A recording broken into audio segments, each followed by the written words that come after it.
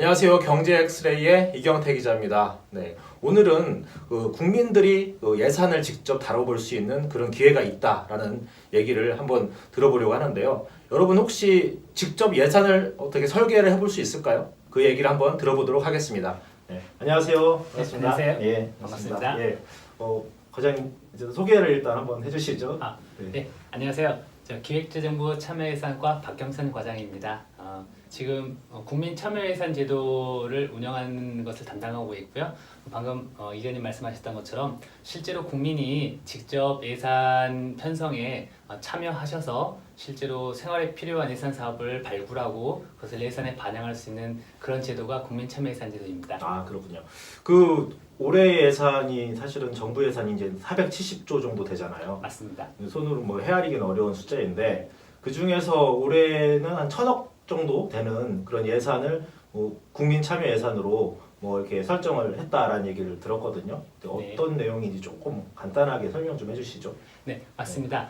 작년에 정책 당국자들이 470조의 정부 예산을 편성해서 최종 국회에서 확정돼서 실제 2019년 예산으로 지금 집행이 되고 있는데요. 작년에 국민참여예산이 최초로 도입돼서 38개 사업 928억이 국민참여예산으로 반영이 돼서 올해 실제로 집행이 되고 있습니다. 기존의 예산 편성이 말씀드렸던 대로 정책 당국자들이 예산을 편성을 하게 되는데요. 아무래도 모든 부분을 다 정책 당국자들이 다 알지 못하기 때문에 그런 틈새들이 발생하게 됩니다. 그런 정책의 사각지대에서 국민들이 생활에 필요한 사업, 생활 주변에서 느끼는 어떤 이런 것 예산으로 해보면 좋겠다 이런 사업들을 직접 제안을 하셔서 그것들을 실제로 예산에 반영하는 것이 되겠습니다. 작년에 이제 국민분들께서 1,200건 정도의 사업 제안을 해주셨고요.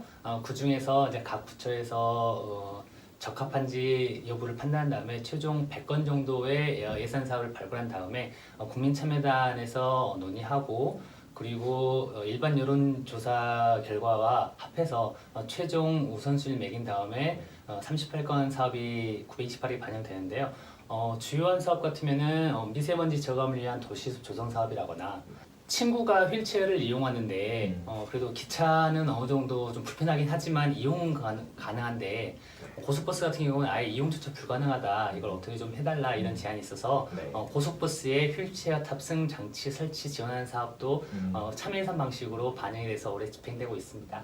기존의 예산 제도를 보완해주는 그리고 실제 국민들이 직접 참여하기 때문에 재정 분야에서의 직접 민주주의적 요소를 가미한 그런 보완적인 제도가 되겠습니다. 저희 일정을 보면 사업 제안을 받고요. 이 제안받은 사업에 대해서 각 부처에서 심사를 합니다.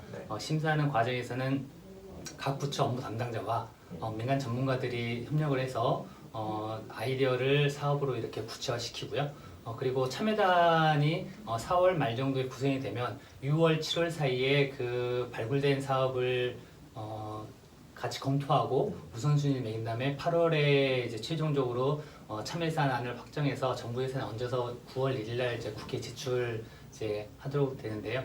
올해 일정도 마찬가지로 4월 15일까지 국민 제안을 받고 있습니다. 물론 저희가 연중 제안을 받지만 방금 말씀드린 그런 예산 일정 때문에 4월 15일까지 제안해 주신 사항에 대해서는 내년도 예산에 반영하기 위해서 검토가 진행될 거고요.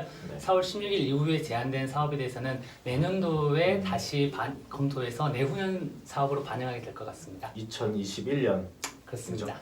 네. 그 이제 얼마 전에도 이제 뭐 자료를 발표하신 걸로 알고 있는데 그 4월 1일까지 올 들어서 4월 1일까지 이제 접수 받은 그런 제안 중에서도 뭐 좀 어느 특정 분야가 좀 많이 돼 있는데 그게 어떻게 조금 분포가 돼 있죠? 아무래도 말씀드렸듯이 국민들께서 생활 주변에서 느끼는 어떤 필요, 수요 이런 것들에 대한 제한이 많으시기 때문에 복지 문제라거나 환경 문제 이런 것들이 이제 다수를 차지하게 됩니다. 그래서 올해는 특히 미세먼지 문제가 심각했기 때문에 미세먼지에 관한 아이디어들 많이 제시해 주셨고요. 복지, 노인 복지라거나 청소년 복지 혹은 올해는 또 교육 문제도 있어서 어린이집이나 이런 거에 관한 제안들도 많이 있으셨습니다.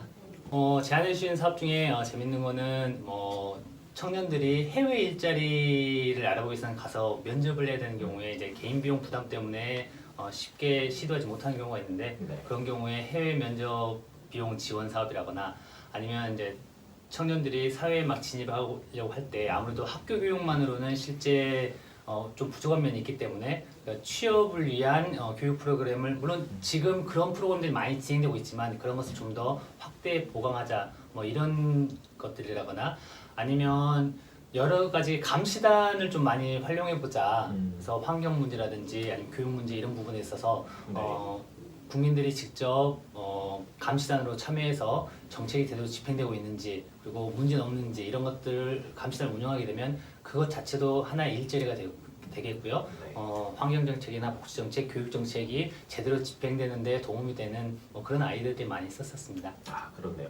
내 아이디어가 어떻게 보면은 최종적으로 정부의 예산안으로 이제 반영이 돼서 이제 실제 집행이 될 수 있도록 하려면 네. 어떻게 좀 얘기를 좀 풀어나가야 될까요? 일종의 팁이라고 할까요? 그런 게 좀 네. 있을까요?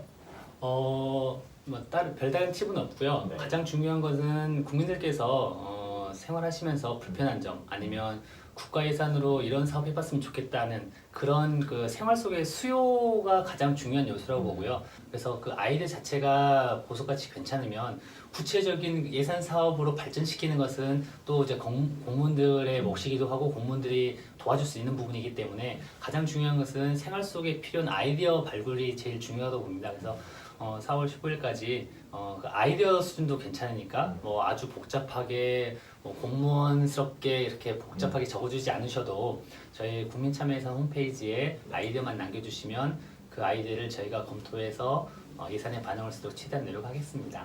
이제 아이디어를 제공하는데 네. 또 그냥 제공할 수는 없지 않나요? 뭔가 지원을 하거나 뭐 그런 좋은 아이디어가 예산까지 되는 그런 아이디어를 냈는데 국민들한테 어느 정도 뭐 이렇게 해줄 수 있는 뭐 그런 게 없나요? 지원해줄 수 있는? 작년에 그 국민참여단 논의에 그 실제로 직접 경험하신 분 뭐 소감문 몇 개 저희가 받아봤었는데 네, 예. 마치 국가대표가 된 기분이었다라거나 네. 이제는 전혀 내가 낸 세금이지만 이 세금이 어떻게 쓰이는지에 대해서 전혀 관심도 없었지만 실제로 그 예산 편성 과정에 참여해 보니까 정말 뿌듯했다. 이제는 정말 무거운 책임감을 느꼈다. 이런 소감들이 많으셨었어요. 네. 그래서 실제로 이 국민참여예산에 참여하시면 그 참여했다는 경험 자체가 큰 소중한 보답이 될 수 있을 그게 텐데요. 될까요? 그래서 네. 작년의 경우에도 네. 그 1200건 사업 제안 해주신 분 중에서 네. 구체적으로 괜찮은 아이디어라고 판단이 돼서 사업화가 된 100건에 대해서는 저희가 소정의 상품을 드렸었습니다. 뭔가 제공되는 게 있네요. 작년에는 AI 블루투스 스피커를 드렸었습니다. 아, 그렇구나. 올해는 어떤 걸로? 정해진 바는 없지만 네. 작년에 준해서 네. 제안해 주신 사업이 참여단 논의 사업으로 반영이 되는 경우에는 소정의 상품을 드릴 계획으로 있습니다. 아, 그러네요. 일단 그 여러분들이 올해 그 제안을 해서 내년 예산으로 반영이 되도록 하려면 이제 일주일밖에 남지 않았습니다. 그래서 이 일주일 동안 여러분의 또 생활 속에 녹아 있는 그런 여러 가지 불편한 점이라든지 그런 개선할 수 있는 부분들을 정부 예산에 담아보는 건 어떨까라는 생각이 들고요. 15일까지 한번 참여를 해주시면 될 것 같습니다. 어쨌든 많은 국민들이 이번에도 참여예산 제도에 참여를 해서 또 다양한 아이디어가 또 이렇게 반영되기를 기대하는 바이고요. 이렇게 또 시간을 내줘서 감사합니다. 네. 감사합니다. 감사합니다.